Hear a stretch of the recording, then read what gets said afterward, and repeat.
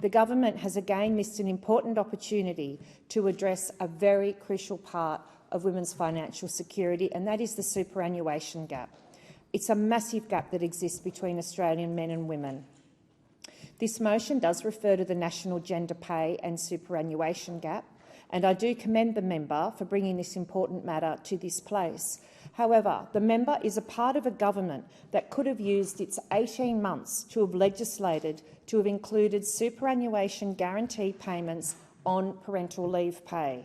This is a government deputy speaker where the Minister for Finance is also the Minister for Women.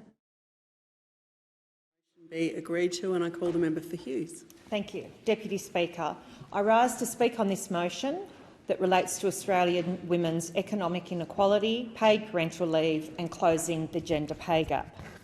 Deputy Speaker, in the short time I have been in this place, I've used every available opportunity to speak about supporting measures that will improve the lives of Australian women, Australian mums, Australian families overall.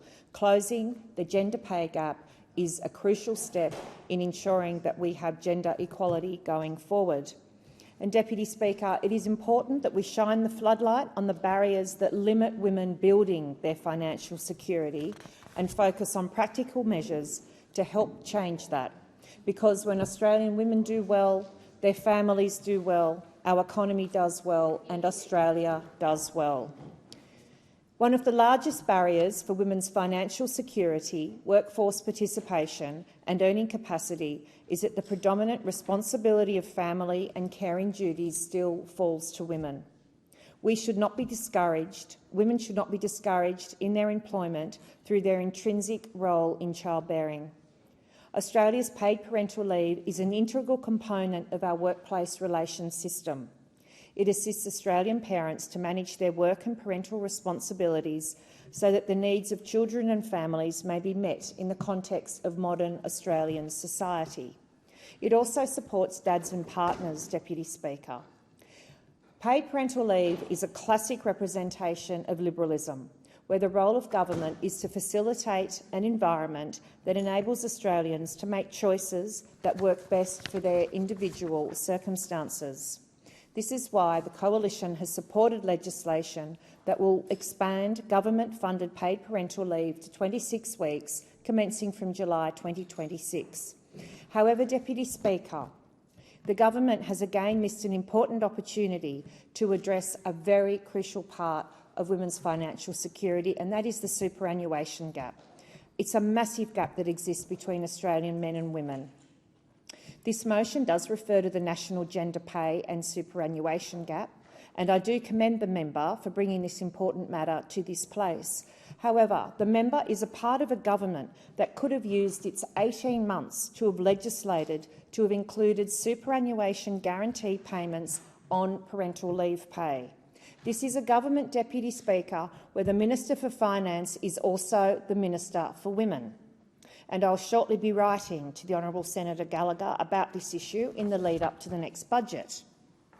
Parental leave is still the only commonly taken form of leave on which superannuation is not paid. This gap directly contributes to women retiring with an average 1/3 less super than men. This is effectively a financial penalty women pay for having children. It is time that that changed. And in that context, another thing that really needs to be addressed, and it's a matter close to my heart, Deputy Speaker, is it's time that things change for mums and for families with multiple births. As we speak about paid parental leave and women's equality, those women who give birth to multiples, twins, triplets or more, remain significantly disadvantaged. As a mother of twins, I fully support the policy changes recommended by the Australian Multiple Births Association to assist these families, and it amounts to over 4,000 families each year. Multiple birth families face a range of unique challenges in comparison to families with singletons, including pregnancy complications, particularly premature births, and I know from personal experience all about premature births. So mothers of multiples face a number of potential health impacts, including things like lower breastfeeding rates, higher rates of postnatal depression and other issues. The Australian Multiple Births Association is advocating for increased financial payments to families with multiple births, and also to increased parental leave, and that is to recognise that twins and triplets are far more likely to come early and to spend significantly more time in hospital. In my personal experience, Deputy Speaker, my son spent 11 weeks in hospital, and that 11 weeks was not a period that was then added on to the parental leave that I had available. It would have made a massive difference to me. It would make a massive difference to other families experiencing this. And so I do call upon the government to make the changes that are being advocated by the Multiple Births Association as we are now coming into the pre-budget submissions.